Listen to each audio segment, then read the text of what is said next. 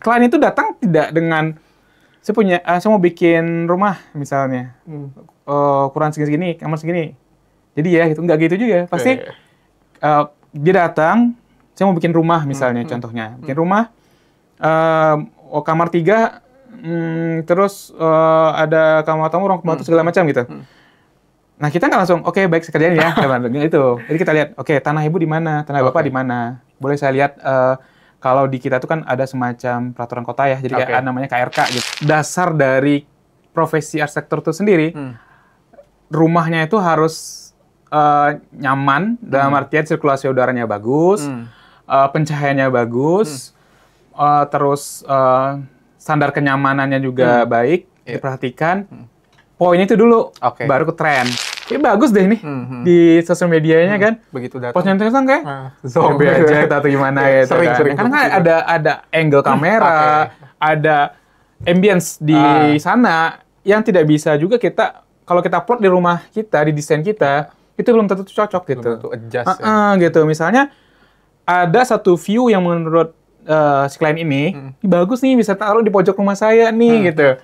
Iya, kalau dari gambar itu kanannya dia punya area hijau, ada tanaman yang bagus, enak betul. Ini ibu nggak ada, ibu nggak mau tanaman, malas merawatnya, nggak bisa ibu. Gitu loh. Jadi kayak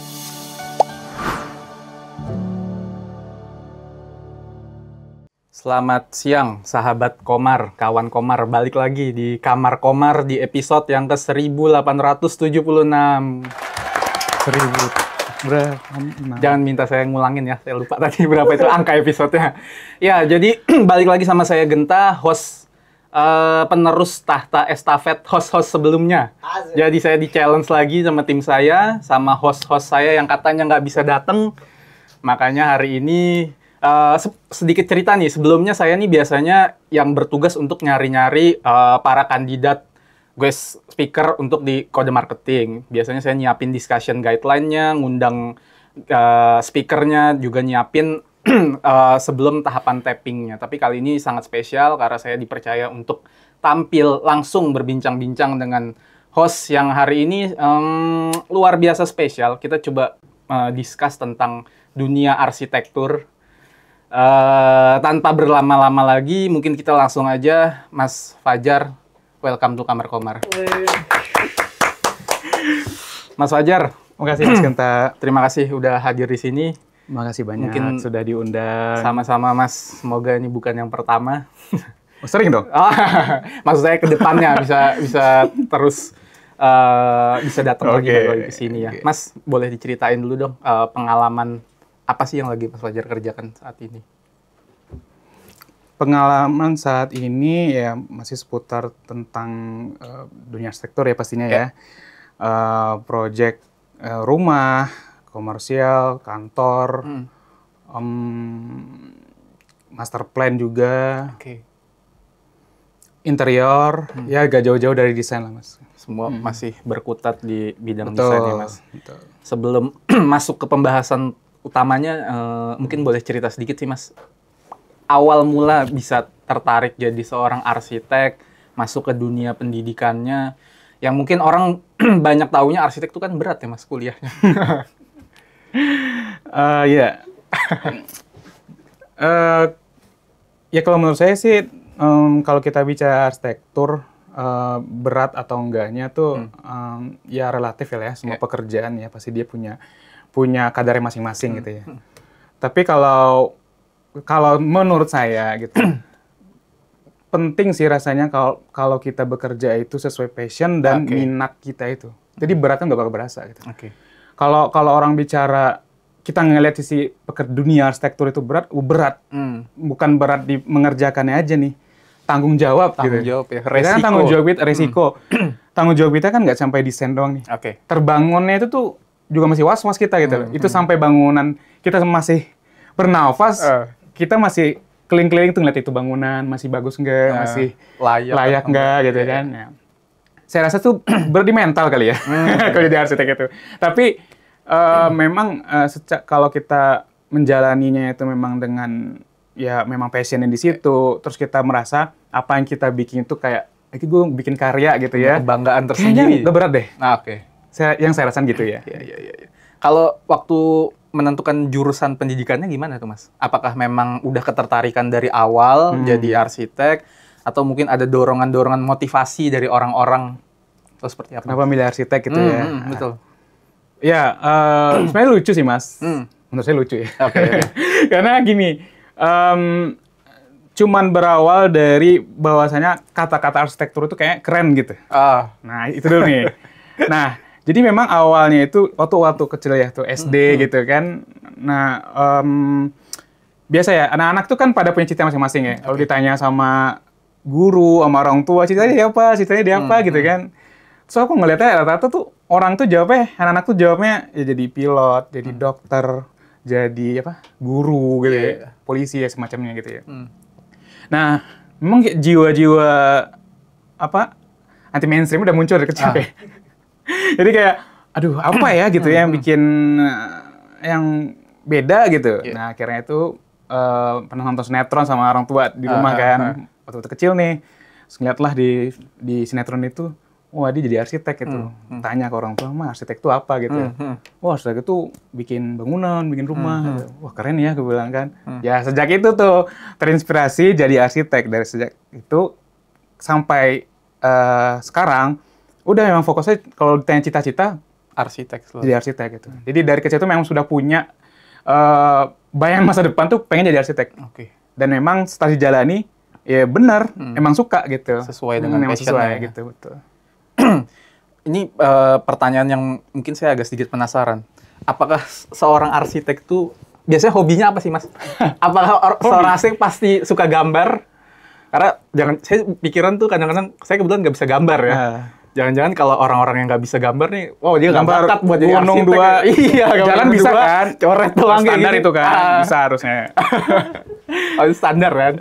Kalau hobi ya? Hobi. Iya saya rasa sih hobi itu, tapi saya ngambil secara reguler aja kali ya. Yang saya lihat dari kacamata saya untuk teman-teman arsitek itu pada rata-rata suka ini gitu. Kalau ngelihat hobi sih, basicnya sih memang rata-rata orang ketertarikan menjadi arsitek itu, terutama untuk anak-anak kuliah deh. Kebanyakan tuh teman-teman saya tuh juga basicnya mau jadi arsitek tuh karena suka gambar. Basic awal tuh memang kayak gitu. Gambar ya? Bukan gambar bangunan ya, emang gambar-gambar anime gitu kan, gambar-gambar kartun, manga segala macam kayak gitu. Itu. Mural, banyak teman-teman saya tuh yang bisa graffiti gitu ya, bisa pokoknya gambar-gambar kartun gitu segala macam lah. Tapi setelah nyemplung ke dunia arsitek, beda banget kan gitu. Tapi basicnya anak-anak pasti suka hobi gambar.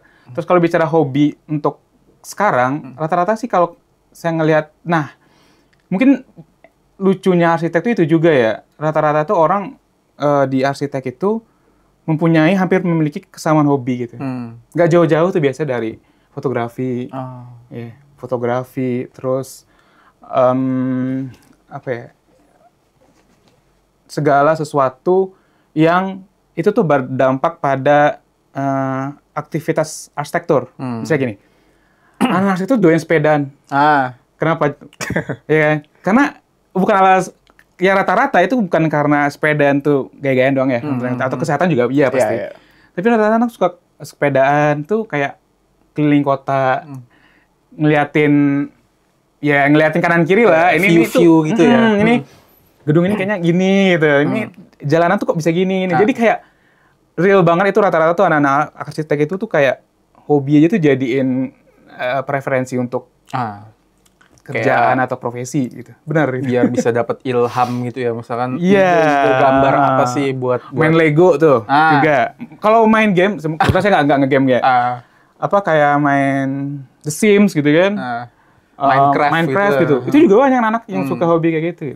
Itu part of bagian dari situ. Cuman kalau bicara hobi, ya rata-rata hampir sama juga sih sebenarnya. Ya, musik juga rata-rata anak juga suka kayaknya. Berarti agak-agak ke seni mungkin ya. Betul, ada seninya. Pasti ada yang bersangkut paut dengan profesi rata-rata tuh. Iya. Sekarang kita masuk ke pengalaman profesionalnya nih Mas. Dari after graduated from university ya, ke next experience-nya Mas Fajar. Sudah berapa lama Mas jadi expert arsitek, mengawali karirnya seperti apa? Kalau expert aku mungkin masih berat ya ngomongnya kalau bilang expert, tapi secara profesional mungkin dihitung setelah lulus ya, setelah lulus jadi mahasiswa arsitektur dan mulai menjalani profesi arsitektur itu, ya magang pertama itu sebenarnya 2013. Kita itu sebenarnya kalau di arsitektur tuh ada program magang dulu, harusnya gitu.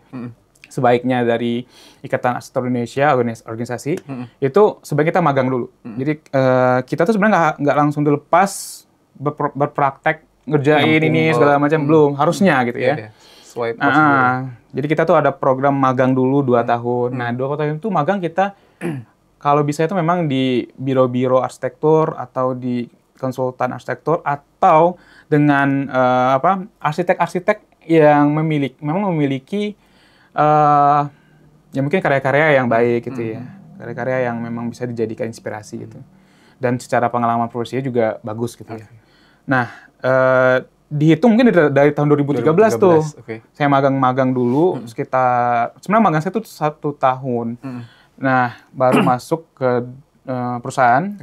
Namanya tuh Atelier 6 Arsitek. Atelier 6. Dan di Atelier 6 itu saya cukup lama sih, kayak 7 tahunan deh.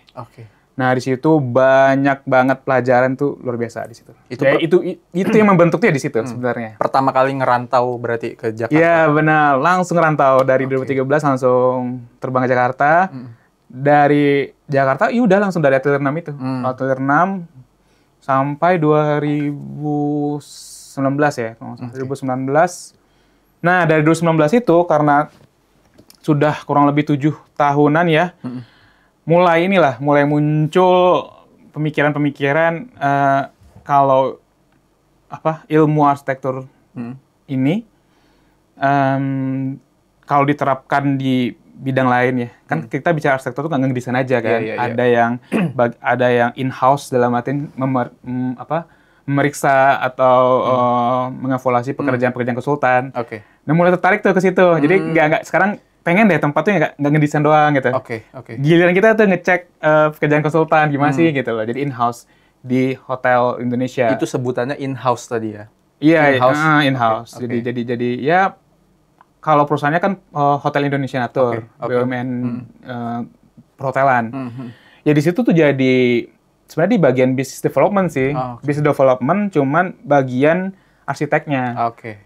Jadi tuh di situ tuh kita ngembangin asetnya perusahaan. Jadi aset perusahaan itu kan banyak kan. Jadi kita mau bikin apa nih gitu. Jadi dibentuk dengan sedemikian rupa, dengan hitung-hitungannya, dengan desainnya seperti apa, dan mengevaluasi semua pekerjaan-pekerjaan dari konsultan yang masuk. Gitu.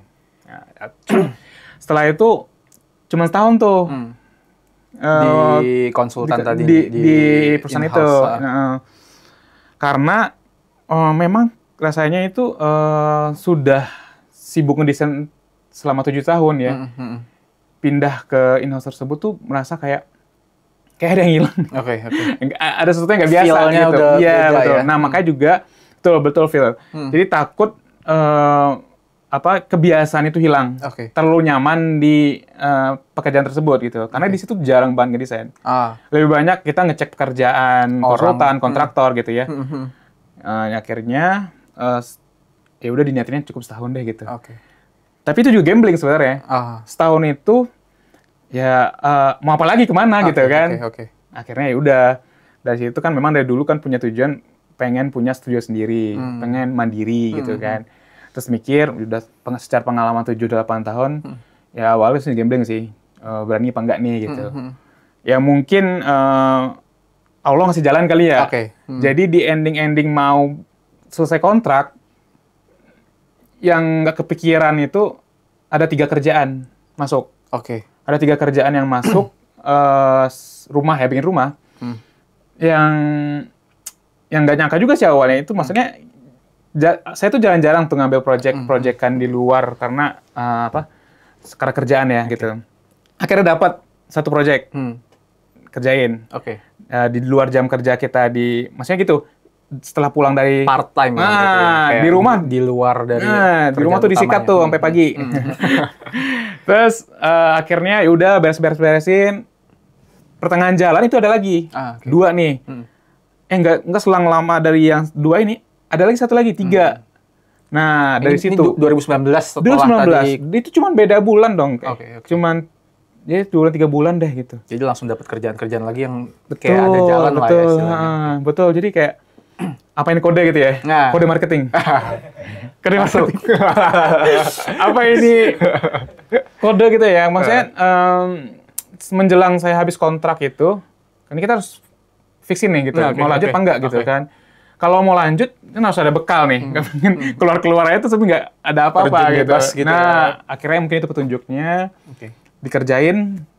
Ya udah sampai sekarang ngejalanin bikin studio sendiri, namanya Studio Tata Rupa. Studio. Ya alhamdulillah masih bisa menghidupi sampai sekarang. Keluarga ya, itu tentu. Jadi setelah 2019 dapat project, baru disitulah terinspirasi untuk bikin Studio Tata Rupa itu tadi ya. Betul. Cuman ini mungkin banyak yang penasaran juga, Mas. Orang banyak yang nyebut studio ya. Tadi saya agak sedikit meng-highlight studio. Kalau di orang-orang mapping, pemetaan, mungkin ada juga tuh studio kan. Nah ini kayak gimana sih? Apakah studio kamera atau tempat atau apa? Ini orang masih awam nih. Iya sih benar. Ya, sebenarnya kan basicnya studio itu kalau saya menyimpulkan sendiri ya. Studio itu kan sama dengan arti kayak ruang kerja gitu ya.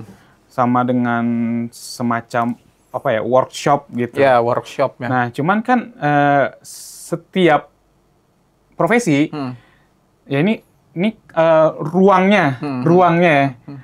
Tempat proses kreativitas itu muncul. Kan kita nih kalau punya ruangan sendiri itu kayak itu tempat kita muncul inspirasi, tempat ada penyemangat untuk kita bekerja kan.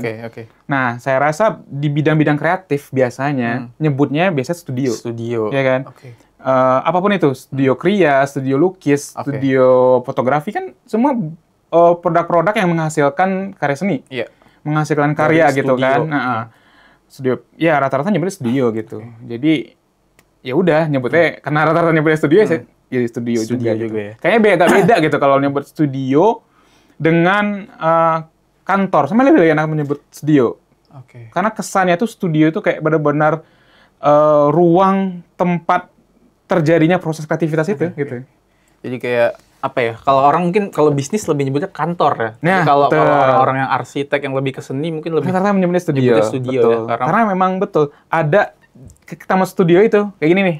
Ini ada pajang-pajang ada Nah, sama di studio itu kalau kita masuk ke studio pasti kalau di arsitek ya, misalnya mungkin ada maket, ditaruh dipajang atau hasil print outan gambar gitu nggak kepake tempel gitu misalnya. Jadi kayak ya masuk ke studio itu kelihatan bidang ini, hasilnya ini gitu. Tapi kalau kita masuk ke kantor gitu ya kan, ya anggaplah produknya itu lebih ke apa ya, bukan secara karya visual ya. Ya mungkin lebih cocok di kantor gitu ya. Kayak jasa atau mungkin apa ya, bisnis betul gitu ya. Nah, itu gimana tuh Mas prosesnya? Jadi misalkan kita udah masuk ke studio nih, bisa teride desain tuh kayak gimana ya tahapannya ya?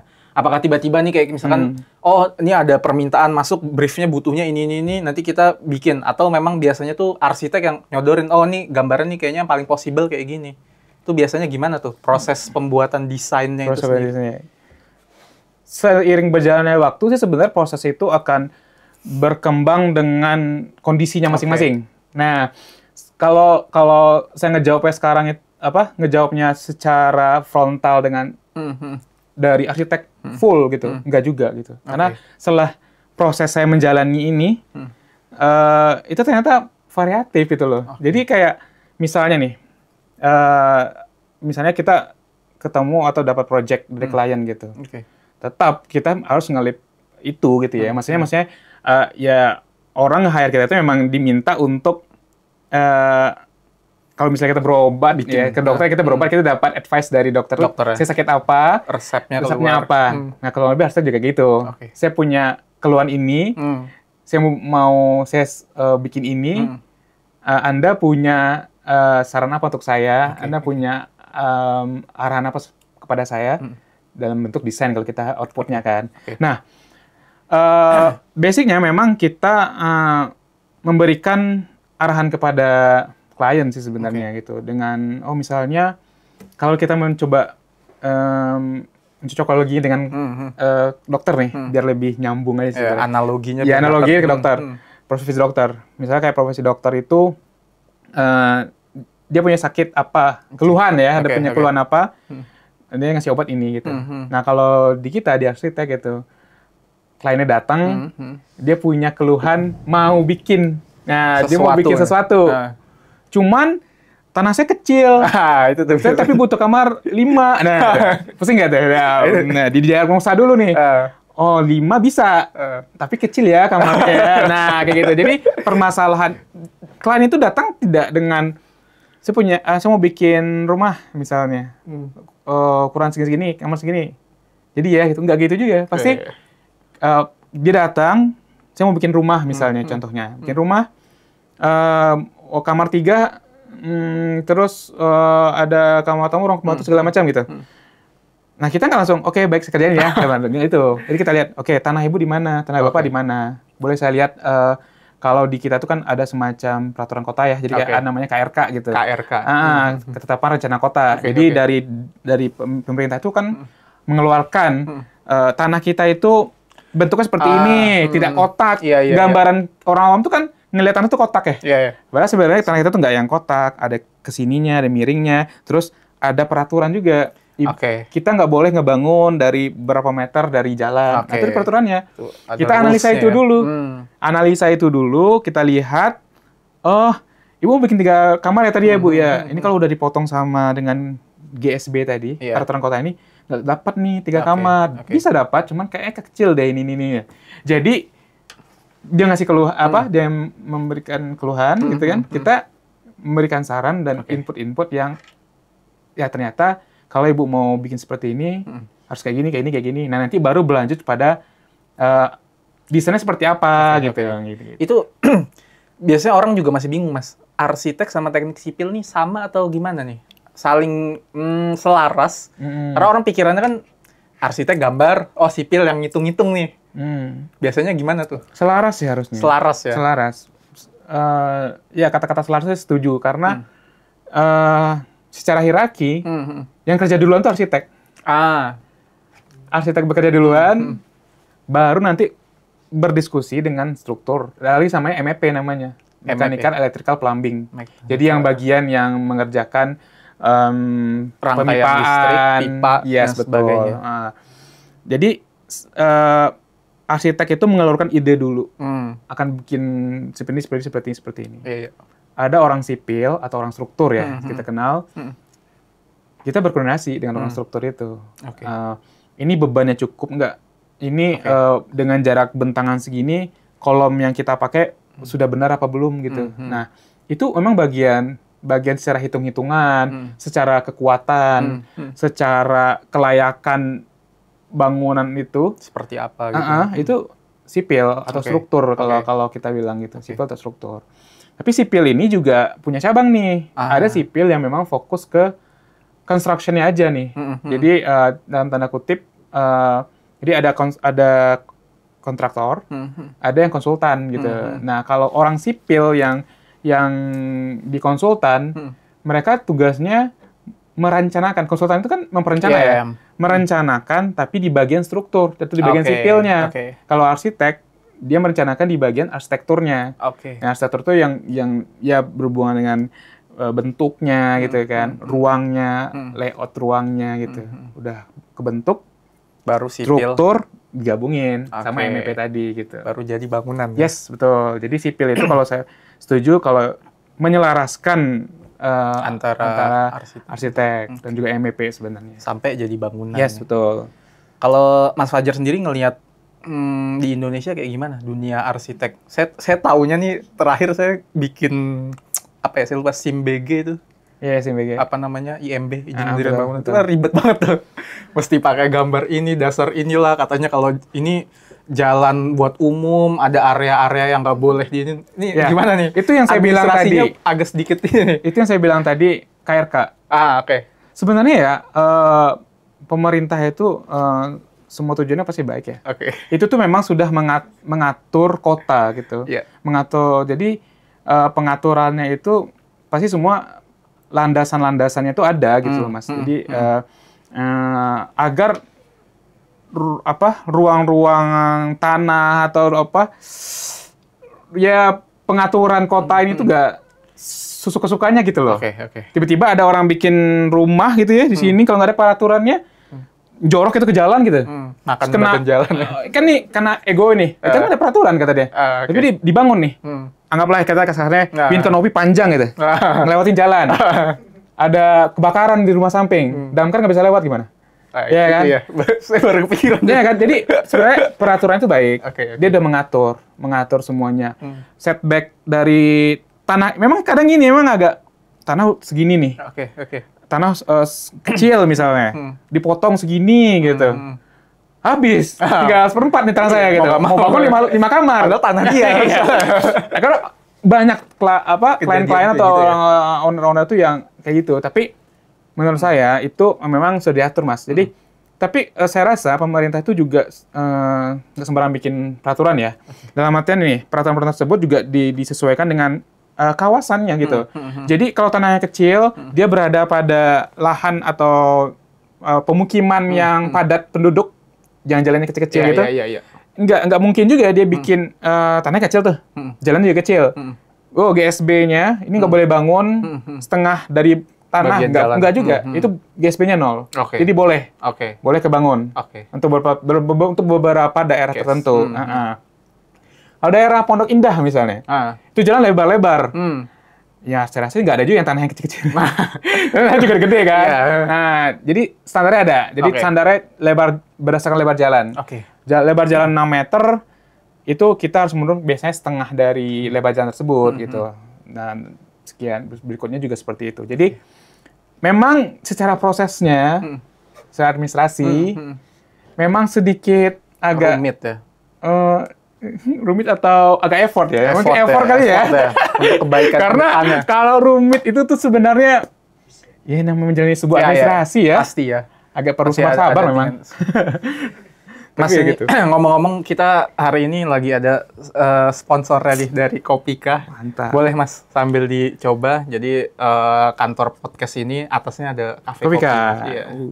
Boleh Mas dicoba. Keren. Nih Sebenarnya saya dari tadi sudah kode di udah sini. ngelirik-lirik. Saya tahu saya kode marketing dari sini. Air putih apa kopi ini gitu. ya. Biasanya arsitek buat nyari-nyari feel buat Mas, sayangnya ada. Ini udah di akhir ya? Belum? belum. Oh, belum. Boleh sambil Mas kirain Mas cerita dari awal sambil tadi. ngobrol-ngobrol bisa Oke. sambil ngopi, Mas. Iya. Kopika. Kalau menurut Mas Fajar sendiri sekarang tuh Saya minum ya, Mas. Minum Mas, sambil minum kita sama. Oke. Tren arsitek kayak gimana Mas? Khususnya di Indonesia. Sekarang ya? Kan sekarang banyak nih komplek-komplek rumah yang mengusung tema industrialis, misalkan, atau tema rumah yang minimalis gitu ya. Sekarang banyak nih tren-tren Yeah. rumah-rumah sekarang gitu. Kalau bicara tren ini tuh menurut saya bagus ya. Maksudnya secara marketing, secara mengedukasi profesi ini Iya. kepada orang Oke. awam atau ya yang penikmat lah ya. Oke. Jadi tren ini kalau menurut saya Mas, gitu ya. Kalau saya memang termasuk tipikal sebenarnya yang tidak mengkotak-kotakan tren kalau saya. Oke. Karena bicara bentuk itu tergantung kebutuhannya gitu. Oke. Jadi kalau misalnya ada klien yang nggak suka dengan gaya modern gitu, ada klien yang memang dari kecil itu pengen punya rumah benar-benar klasik gitu ya. Nah, kalau kita ego-egoan sekarang susah nih, gitu. Padahal klien itu datang ke kita berharap jadi punya advice dari kita gitu. Oke. Tapi kalau saya pribadi sih memang secara tren pasti kita mengiringi sih ya.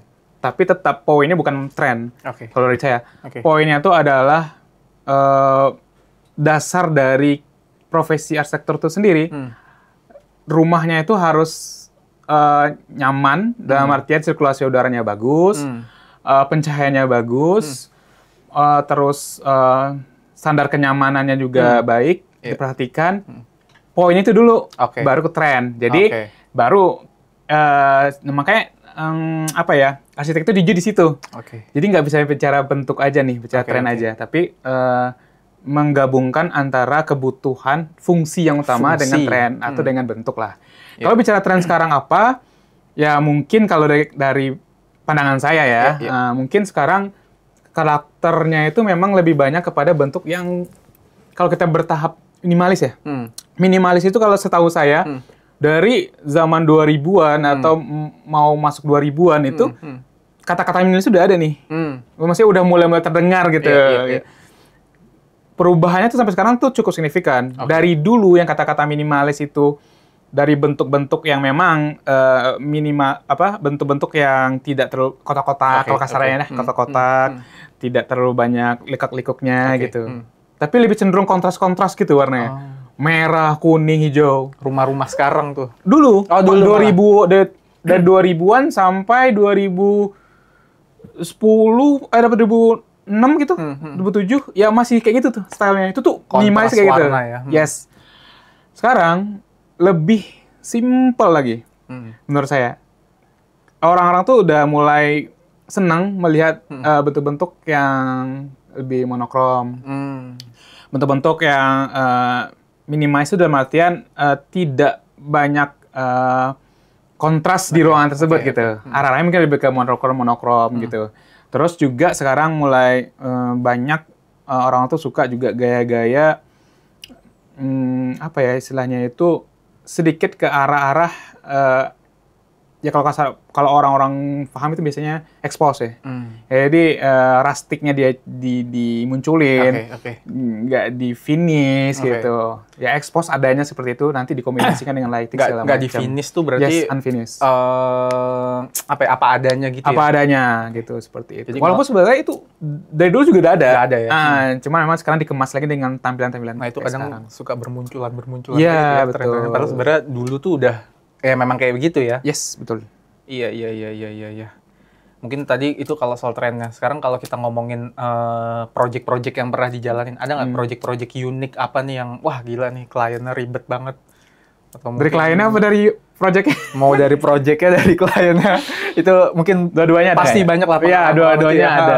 Dua-duanya sih ada. Sekarang juga ada. Sekarang masih itu tuh Mas yang paling kalau sekarang ada. Iya, ada. Jadi kalau klien tuh pasti ada. Klien ada. Mau diceritain yang uniknya, diceritakan atau boleh bebas lah. Iya, ada. Jadi kalau saya tuh punya pengalaman secara pekerjaan harusnya tidak dengan luasan yang besar. Kecil ya sebenarnya. Rumah juga sih, dengan rumah. Namun, udah punya klien tuh yang nggak konsisten gitu. Nah itu luar biasa sih menurut saya. Itu biasanya tuh. Konsistennya itu malah gini, maksudnya nggak konsisten nggak apa-apa. Tapi dia tuh memang punya, dari awal tuh memang punya, mungkin gambling aja kan. Spekulasi. Gambling tapi mau ini yang A atau B gitu. Nah itu tuh masih bisa kita arahin gitu kan. Tapi masalahnya enggak. Korban sosial media. Jadi biasa ya. Korban sosmed. Jadi setiap hari ya ini ibu-ibu ya. Jadi tiap hari itu kan ya biasa scrolling Instagram, Pinterest, TikTok segala macam. Nah, jadi klien ini karena keseringan sosmed, hampir setiap hari itu saya dapat, Mas, yang ini kayak gini aja deh. Mas, yang ini kayak gini aja deh. Setiap hari ganti-ganti. Beda lagi. Ngelihat apa-apa. Kan kalau misalnya kita di sosial media itu kan rekomendasi muncul terus ya. Kalau kita ngelihat sesuatu gitu kan. Algoritmanya muncul. Nah, setiap dia lihat sesuatu itu, ini kayak bagus deh, enak deh. Kirim ke saya. Kirim. Nah, itu menurut saya suatu hal yang unik. Dan tidak bisa dibiarkan. Karena gini saya bilang, kita melihat sesuatu itu tidak hanya dari dulu foto yang kita lihat itu aja kan. Nggak cuma dari estetiknya doang. Iya, kadang kita pernah nggak sih ke suatu tempat kayak bagus deh nih di sosial medianya kan. Begitu datang. Pas nyontek kayak zombie aja atau gimana ya. Sering. Karena kan ada angle kamera, ada ambience di sana yang tidak bisa juga kita kalau kita plot di rumah kita, di desain kita, itu belum tentu cocok gitu. Belum tentu adjust gitu. Misalnya ada satu view yang menurut si klien ini bagus nih, bisa taruh di pojok rumah saya nih gitu. Iya, kalau dari gambar itu kanannya dia punya area hijau, ada tanaman yang bagus, enak betul. Ini ibu nggak ada, ibu nggak mau tanaman, malas merawatnya, nggak bisa ibu gitu loh. Jadi kayak ya kadang hal-hal kayak gitu yang ya menurut saya satu lainnya unik gitu. Sampai perjalanan project itu desain berubah drastis sampai 60%. Drastis berubah. Dari planning awal tuh, yes, 60%. Betul. Wah, 20% aja kadang orang udah gimana kan? Itu berubah drastis 60%. Oke. Gitu. Nah, itu salah satu sih gitu. Unik sih itu mah. Sejauh ini pencapaian yang paling membanggakan Mas Fajar apa, Mas? Ada cerita-cerita pernah ngebangun? Itu nggak perlu dijawab lagi. Sudah pasti menjadi mengisi bangku di kode marketing. Luar biasa, Mas. Suatu kebanggaan juga buat kami. Ya, mungkin salah satunya ini ya ini memang tadi kan saya juga bilang bahwasanya ini kita berbicara sebenarnya bertukar pikiran sih. Mungkin kalau teman-teman nanti ada yang komen gitu songong nih anak nih nggak? Pasti ngomong apa sih gitu. Ya memang saya bercerita dalam tahap atau kondisi yang masih berproses gitu. Belum posisi yang lagi di atas gitu ya. Lagi posisi yang lagi berproses di mana saat kondisi sekarang itu pencapaian itu menurut saya ya memang belum belum yang ditargetkan sesungguhnya gitu. Tapi saya sih lebih kepada rasa syukur aja sih. Jadi bersyukur ternyata saya membuka studio ini tuh alhamdulillah project masih ada ya gitu. Jadi nggak yang ternyata alhamdulillah tuh belum mengalami yang sebulan 2 bulan tuh nggak ada kerjaan gitu lah. Alhamdulillah itu running ya. Mungkin kebanggaan saya itu rasa syukur kali ya. Jadi ya udah bagi saya untuk time ini udah cukup membanggakan lah. Samping mungkin ada project-project yang saya rasa dulu tuh nggak kepikiran bakal bikin itu. Nah, akhirnya saya bikin itu gitu. Ada gitu. Apa tuh Mas contohnya? Sekolah gitu. Sebuah sekolah. Ya, sekolah ini memang kalau disebutkan namanya memang orang ngeh lah. Sekolah itu. Sekolah itu. Ya itu memang salah satu bisa dikatakan pilot project untuk sekolah.